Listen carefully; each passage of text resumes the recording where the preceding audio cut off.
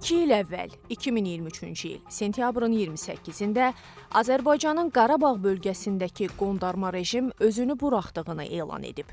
Bu barədə qondarma separatçı quruma rəhbərlik edən Samvel Şahramanyan dırnaqarası qərar verib. Qərarda göstərilirdi ki, qondarma rejimin bütün qurum və təşkilatlarının fəaliyyəti 2024-cü il yanvarın 1-nədək dayandırılacaq.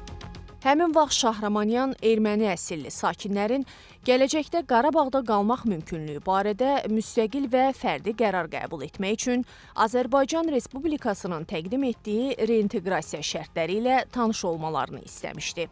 Bu, dırnaqarası qərardan əvvəl 2023-cü il sentyabrın 19-u 20-sində isə lokal xarakterli antiterror tədbirləri keçirilmiş, Azərbaycan dövlət suverenliyini bərpa etmişdi.